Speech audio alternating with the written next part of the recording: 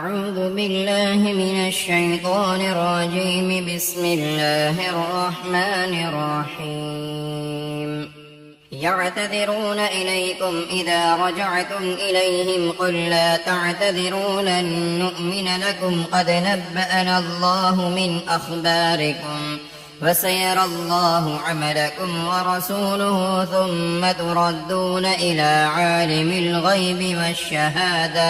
والشهادة فينبئكم بما كنتم تعملون. سيحلفون بالله لكم إذا انقلبتم إليهم لتعرضوا عنهم فأعرضوا عنهم إنهم رجس ومأواهم جهنم جزاء بما كانوا يكسبون. يحلفون لكم لترضوا عنهم فإن ترضوا عنهم فإن الله لا يرضى عن القوم الفاسقين. الأعراب أشد كفرا ونفاقا وأجدر أن لا يعلم حدود ما أنزل الله على رسوله والله عليم حكيم. ومن الأعراب من يتخذ ما ينفق مغرما ويتربص بكم الدوائر عليهم دائرة السوء والله سميع عليم. ومن الأعراب من يؤمن بالله واليوم الآخر ويتخذ ما ينفق قربات عند الله وصلوات الرسول ألا إنها قربة لهم سيدخلهم الله في رحمته إن الله غفور رحيم. والسابقون الأولون من المهاجرين والأنصار والذين اتبعوهم بإحسان رضي الله عنهم ورضوا عنه وأعد لهم جنات تجري تحتها الأنهار خالدين فيها أبدا ذلك الفوز العظيم. وممن حولكم من الأعراب منافقون ومن أهل المدينة مردوا على النفاق لا تعلمهم نحن نعلمهم سنعذبهم مرتين ثم يردون إلى عذاب عظيم. وآخرون اعترفوا بذنوبهم خلقوا عملا صالحا وآخر سيئا عسى الله أن يتوب عليهم إن الله غفور رحيم. خذ من أموالهم صدقة تطهرهم وتزكيهم بها وصل عليهم إن صلاتك سكن لهم والله سميع عليم. ألم يعلموا أن الله هو يقبل التوبة عن عباده ويأخذ الصدقات وأن الله هو التواب الرحيم. وقل اعملوا فسيرى الله عملكم ورسوله والمؤمنون وستردون إلى عالم الغيب والشهادة فينبئكم بما كنتم تعملون. وآخرون مرجون لأمر الله إما يعذبهم وإما يتوب عليهم والله عليم حكيم. والذين اتخذوا مسجدا ضرارا وكفرا وتفريقا بين المؤمنين وإرصادا لمن حارب الله ورسوله من قبل وليحلفن إن أردنا إلا الحسنى والله يشهد إنهم لكاذبون. لا تقم فيه أبدا لمسجد أسس على التقوى من أول يوم أحق أن تقوم فيه رجال يحبون أن يتطهروا والله يحب المطهرين. أفمن أسس بنيانه على تقوى من الله ورضوان خير أمن أسس بنيانه على شفا جرف هار فنهار به في نار جهنم والله لا يهدي القوم الظالمين لا يزال بنيانهم الذي بنوا ريبة في قلوبهم إلا أن تقطع قلوبهم والله عليم حكيم إن الله اشترى من المؤمنين أنفسهم وأموالهم بأن لهم الجنة يقاتلون في سبيل الله فيقتلون ويقتلون وعدا عليه حقا في التوراة والإنجيل والقرآن ومن أوفى بعهده من الله فاستبشروا ببيعكم الذي بايعتم به وذلك هو الفوز العظيم التائبون العابدون الحامدون السائحون الراكعون الساجدون الآمرون بالمعروف والناهون عن المنكر والحافظون لحدود الله وبشر المؤمنين ما كان للنبي والذين آمنوا أن يستغفروا للمشركين ولو كانوا أولي قربى من بعد ما تبين لهم أنهم أصحاب الجحيم وما كان استغفار إبراهيم لأبيه إلا عن موعدة وعدها إياه فلما تبين له أنه عدو لله تبرأ منه إن إبراهيم لأواه حليم وما كان الله ليضل قوما بعد إذ هداهم حتى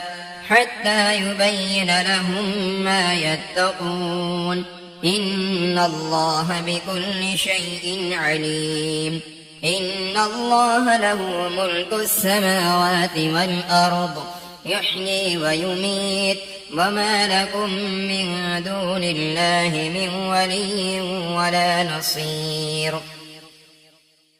لقد تاب الله على النبي والمهاجرين والأنصار الذين اتبعوه في ساعة العسرة من بعد ما كاد يزيغ قلوب فريق منهم ثم تاب عليهم إنه بهم رءوف رحيم وعلى الثلاثة الذين خلفوا حتى إذا ضاقت عليهم الأرض بما رحبت وضاقت عليهم أنفسهم وظنوا أن لا ملجأ من الله إلا إليه ثم تاب عليهم ليتوبوا إن الله هو التواب الرحيم يا أيها الذين آمنوا اتقوا الله وكونوا مع الصادقين ما كان لأهل المدينة ومن حولهم من الأعراب أن يتخلفوا عن رسول الله ولا يرغبوا بأنفسهم عن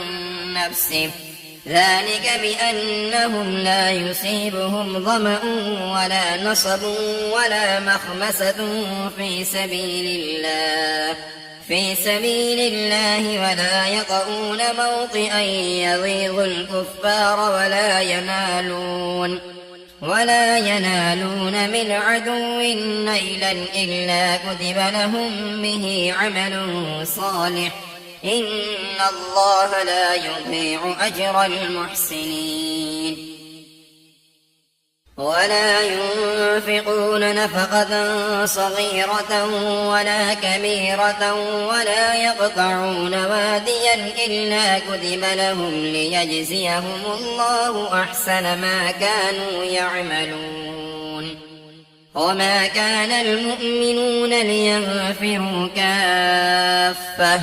فلولا نفر من كل فرقة منهم طائفة ليتفقهوا في الدين ولينذروا قومهم إذا رجعوا إليهم لعلهم يحذرون يا أيها الذين آمنوا قاتلوا الذين يلونكم من الكفار وليجدوا فيكم غلظة واعلموا أن الله مع المتقين وإذا ما أنزلت سورة فمنهم من يقول أيكم زادته هذه إيمانا فأما الذين آمنوا فزادتهم إيمانا وهم يستبشرون وأما الذين في قلوبهم مرض فزادتهم رجسا إلى رجسهم وماتوا وهم كافرون أولا يرون أنهم يفتنون في كل عام مرة أو مرتين ثم لا يتوبون ولا هم يذكرون وإذا ما أنزلت سورة نظر بعضهم إلى بعض هل يراكم من أحد ثم انصرفوا صرف الله قلوبهم بأنهم قوم لا يفقهون لقد جاءكم رسول من أنفسكم عزيز عليه ما عنتم حريص عليكم بالمؤمنين رءوف رحيم فإن تولوا فقل حسبي الله لا إله إلا هو عليه توكلت وهو رب العرش العظيم بسم الله الرحمن الرحيم ألف لام را تلك آيات الكتاب الحكيم أكان للناس عجبا أن أوحينا إلى رجل منهم أن أنذر الناس وبشر الذين آمنوا أن لهم قدم صدق عند ربهم قال الكافرون إن هذا لساحر مبين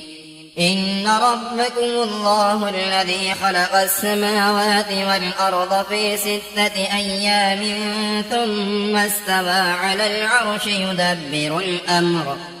ما من شفيع إلا من بعد إذنه ذلكم الله ربكم فاعبدوه أفلا تذكرون إليه مرجعكم جميعا وعد الله حقا إنه يبدأ الخلق ثم يعيده ليجزي الذين آمنوا وعملوا الصالحات بالقسط والذين كفروا لهم شراب من حميم وعذاب أليم بما كانوا يكفرون هو الذي جعل الشمس ضياء والقمر نورا وقدره منازل لتعلموا عدد السنين والحساب ما خلق الله ذلك إلا بالحق يفصل الآيات لقوم يعلمون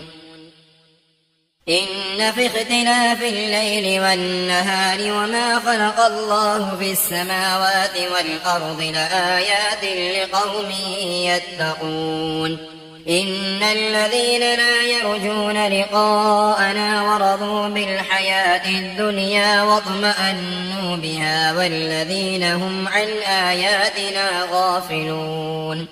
أولئك مأواهم النار بما كانوا يكسبون إن الذين آمنوا وعملوا الصالحات يهديهم ربهم بإيمانهم تجري من تحتهم الأنهار في جنات النعيم دعواهم فيها سبحانك اللهم وتحيتهم فيها سلام وآخر دعواهم أن الحمد لله رب العالمين. ولو يعجل الله للناس الشر استعجالهم بالخير لقضي إليهم أجلهم فنذر الذين لا يرجون لقاءنا في طغيانهم يعمهون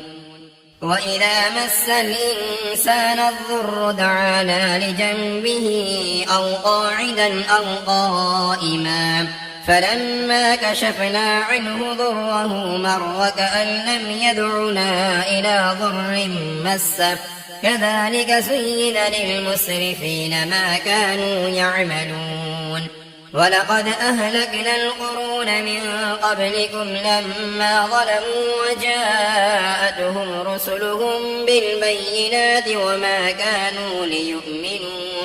كذلك نجزي القوم المجرمين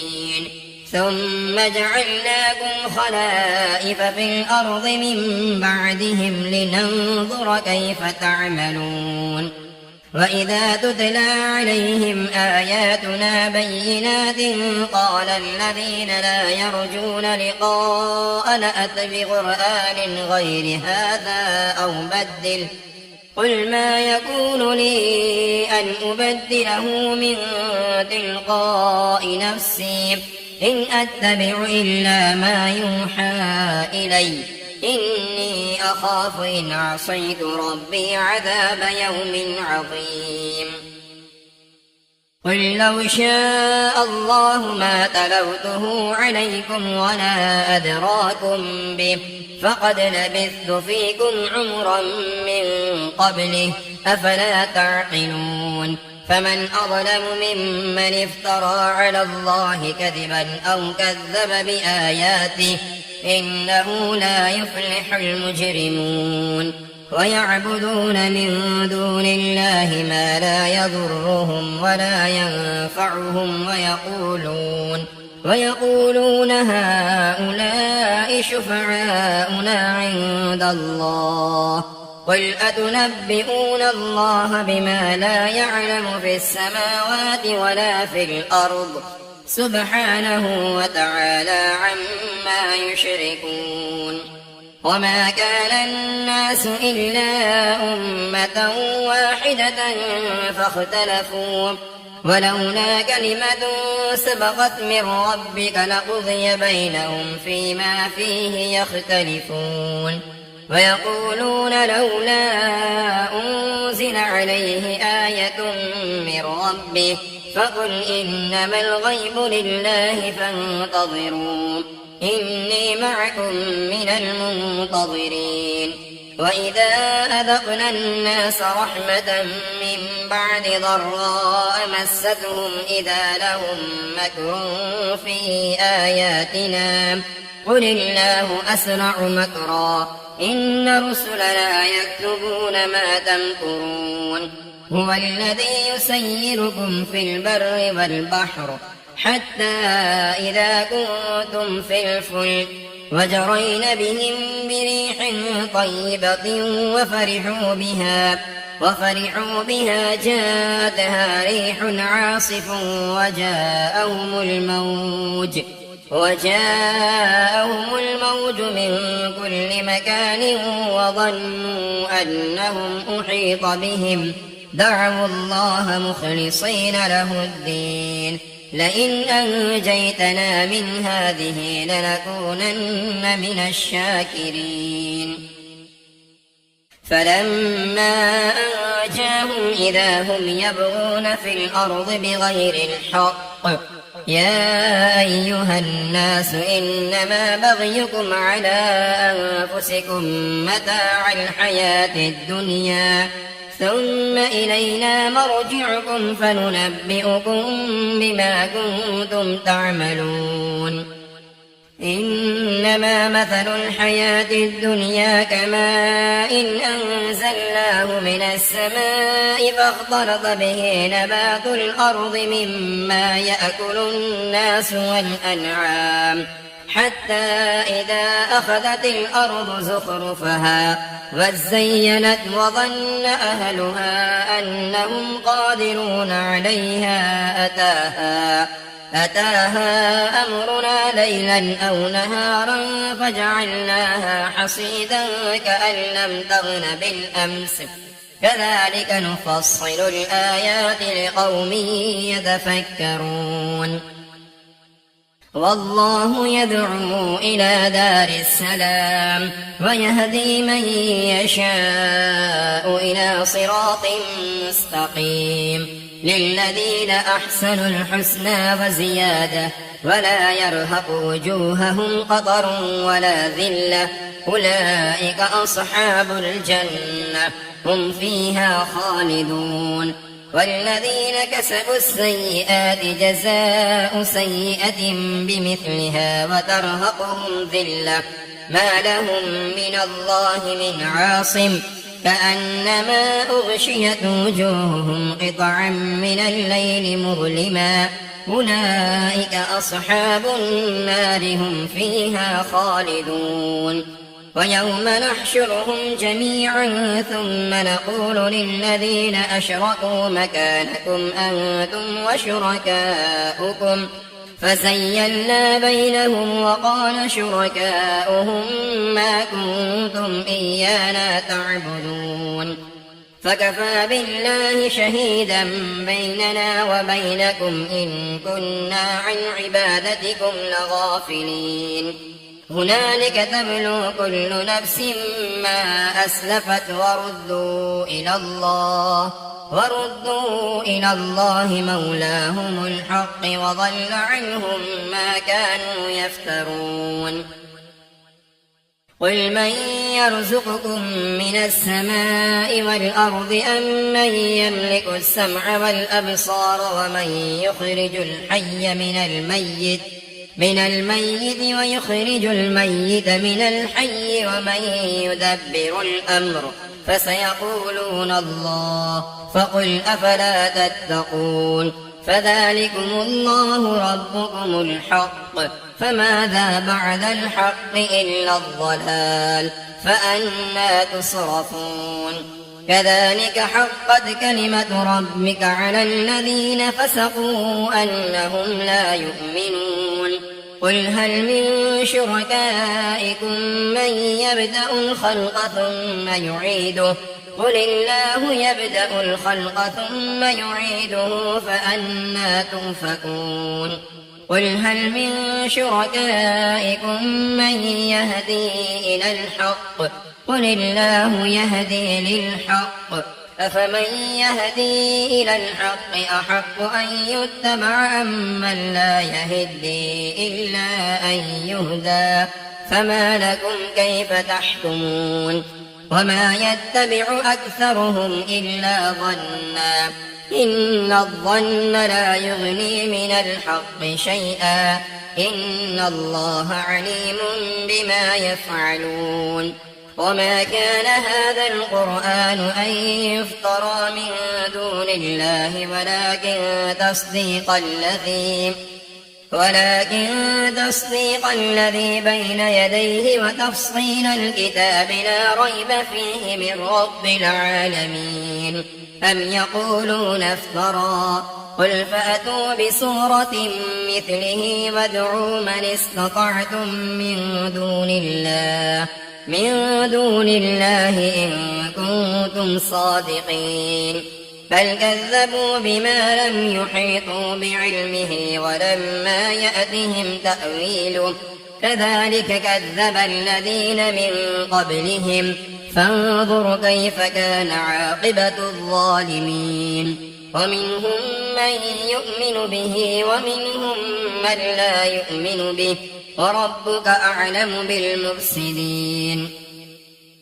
وإن كذبوك فقل لي عملي ولكم عملكم أنتم بريئون مما أعمل وأنا بريء مما تعملون ومنهم من يستمعون إليك أفأنت تسمع الصم ولو كانوا لا يعقلون ومنهم من ينظر إليك أفأنت تهدي العمي ولو كانوا لا يبصرون إن الله لا يظلم الناس شيئا ولكن الناس أنفسهم يظلمون ويوم يحشرهم كأن لم يلبثوا إلا ساعة من النهار يتعارفون بينهم قد خسر الذين كذبوا بلقاء الله وما كانوا مهتدين وإما نرينك بعض الذي نعدهم أو نتوفينك فإلينا مرجعهم ثم الله شهيد على ما يفعلون ولكل أمة رسول فإذا جاء رسولهم قضي بينهم بالقسط وهم لا يظلمون ويقولون متى هذا الوعد إن كنتم صادقين قل لا أملك لنفسي ضرا ولا نفعا إلا ما شاء الله لكل أمة أجل إذا جاء أجلهم فلا يستأخرون ساعة ولا يستقدمون قل أرأيتم إن أتاكم عذابه بياتا أو نهارا ماذا يستعجل منه المجرمون أثم إذا ما وقع آمنتم به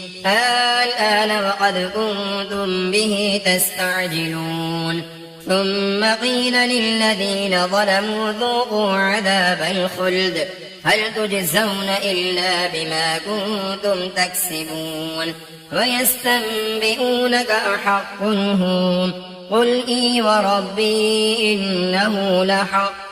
وما أنتم بمعجزين ولو أن لكل نفس ظلمت ما في الأرض لافتدت به وأسروا الندامة لما رأوا العذاب وقضي بينهم بالقسط وهم لا يظلمون ألا إن لله ما في السماوات والأرض ألا إن وعد الله حق ولكن أكثرهم لا يعلمون هو يحيي ويميت وإليه ترجعون يا أيها الناس قد جاءتكم موعظة من ربكم وشفاء لما في الصدور وهدى ورحمة للمؤمنين قل بفضل الله وبرحمته فبذلك فليفرحوا هو خير مما يجمعون قل أرأيتم ما أنزل الله لكم من رزق فجعلتم منه حراما وحلالا قل الله أذن لكم أم على الله تفترون وما ظن الذين يفترون على الله الكذب يوم القيامة إن الله لذو فضل على الناس ولكن أكثرهم لا يشكرون وما تكون في شأن وما تتل منه من قرآن ولا تعملون من عمل إلا كنا عليكم شهودا إذ تفيضون فيه وما يعزب عن ربك من مثقال ذرة في الأرض ولا في السماء ولا أصغر من ذلك ولا أكبر إلا في كتاب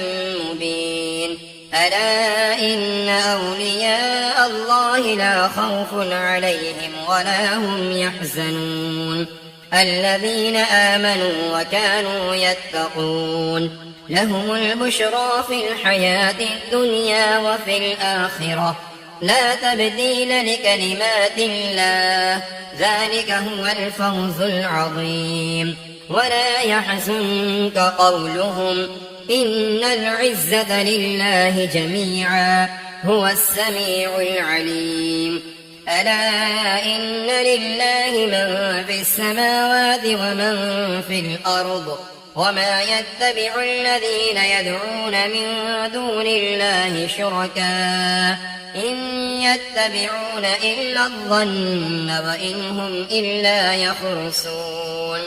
هو الذي جعل لكم الليل لتسكنوا فيه والنهار مبصرا إن في ذلك لآيات لقوم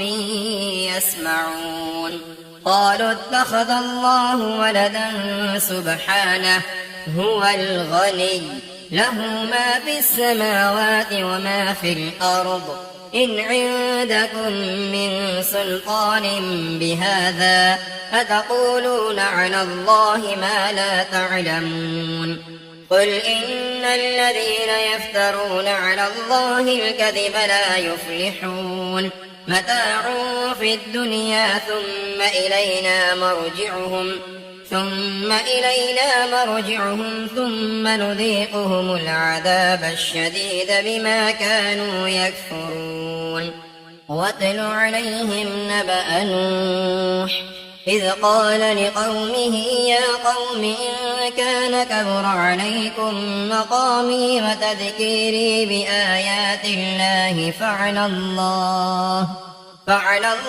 توكلت فأجمعوا أمركم وشركاءكم ثم لا يكن أمركم عليكم غمة ثم اقضوا إلي ولا تنظرون فإن توليتم فما سألتكم من أجر إن أجري إلا على الله وأمرت أن أكون من المسلمين فكذبوه فنجيناه ومن معه في الفلك وجعلناهم خلائف وأغرقنا الذين كذبوا بآياتنا فانظر كيف كان عاقبة المنذرين ثم بعثنا من بعده رسلا إلى قومهم فجاءوهم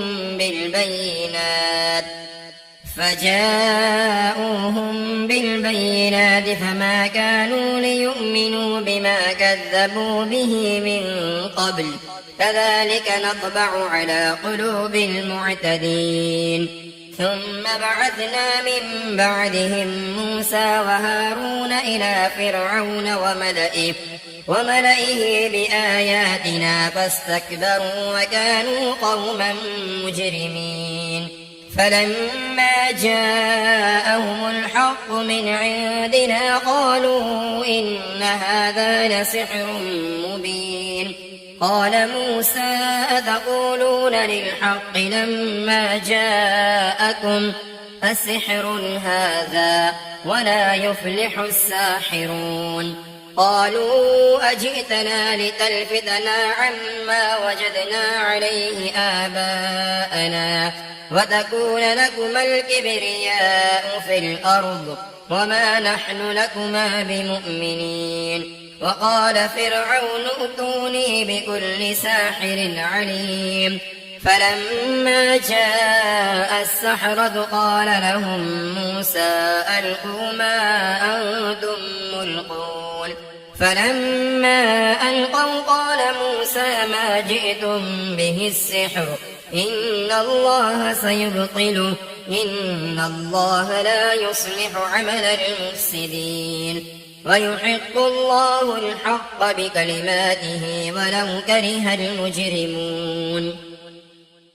فما آمن لموسى إلا ذرية من قومه على خوف من فرعون وملئهم أن يفتنهم وإن فرعون لعال في الأرض وإنه لمن المسرفين وقال موسى يا قوم إن كنتم آمنتم بالله فعليه توكلوا إن كنتم مسلمين فقالوا على الله توكلنا ربنا لا تجعلنا فتنة للقوم الظالمين ونجنا برحمتك من القوم الكافرين. وأوحينا إلى موسى وأخيه أن تبوأ لقومكما بمصر بيوتا وجعلوا بيوتكم قبلة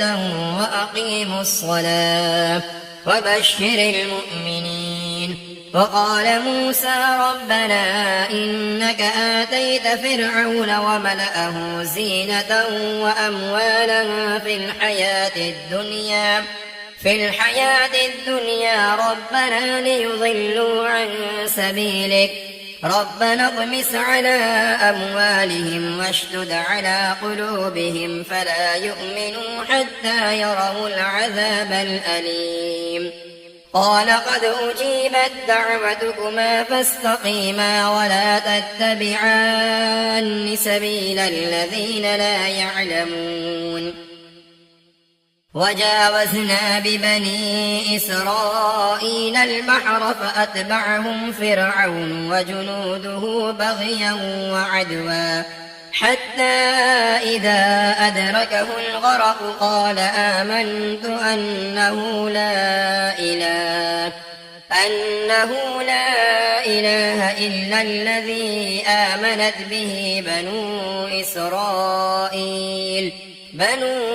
إسرائيل وأنا من المسلمين. الآن وقد عصيت قبل وكنت من المفسدين فاليوم ننجيك ببدنك لتكون لمن خلفك آية وإن كثيرا من الناس عن آياتنا لغافلون.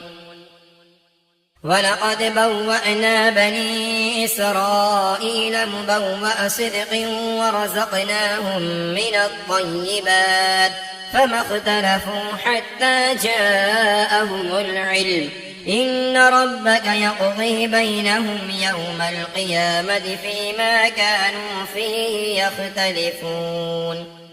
فإن كنت في شك مما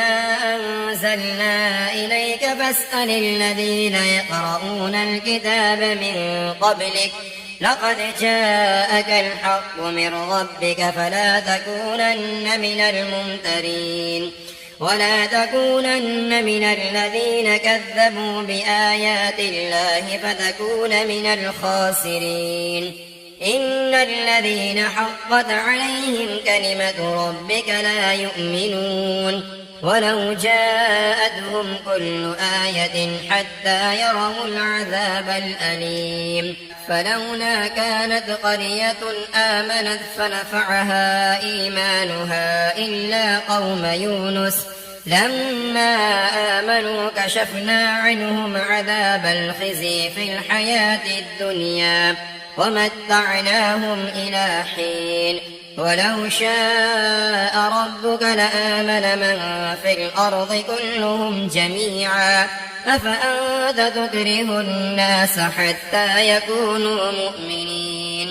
وما كان لنفس أن تؤمن إلا بإذن الله ويجعل الرجس على الذين لا يعقلون. قل انظروا ماذا في السماوات والأرض وما تغني الآيات والنذر عن قوم لا يؤمنون. فهل ينتظرون إلا مثل أيام الذين خلوا من قبلهم قل فانتظروا إني معكم من المنتظرين ثم ننجي رسلنا والذين آمنوا كذلك حقا علينا ننجي المؤمنين. قل يا أيها الناس إن كنتم في شك من ديني فلا أعبد الذين تعبدون من دون الله ولكن أعبد الله الذي يتوفاكم وأمرت أن أكون من المؤمنين وأن أقم وجهك للدين حنيفا ولا تكونن من المشركين. ولا تدع من دون الله ما لا ينفعك ولا يضرك فإن فعلت فإنك إذا من الظالمين وإن يمسسك الله بضر فلا كاشف له إلا هو وإن يردك بخير فلا راد لفضله يصيب به من يشاء من عباده وهو الغفور الرحيم قل يا أيها الناس قد جاءكم الحق من ربكم فمن اهتدى فإنما يهتدي لنفسه ومن ضل فإنما يضل عليها وما أنا عليكم بوكيل واتبع ما يوحى إليك واصبر حتى يحكم الله وهو خير الحاكمين بسم الله الرحمن الرحيم ألف لام را كتاب أحكمت آياته ثم فصلت من لدن حكيم خبير ألا تعبدوا إلا الله إنني لكم منه نذير وبشير وأن استغفروا ربكم ثم توبوا إليه يمتعكم متاعا حسنا إلى أجل مسمى ويؤتي كل ذي فضل فضله وإن تولوا فإني أخاف عليكم عذاب يوم كبير إلى الله مرجعكم وهو على كل شيء قدير ألا إنهم يثنون صدورهم ليستخفوا منه ألا حين يستغشون ثيابهم يعلم ما يسرون وما يعلنون إنه عليم بذات الصدور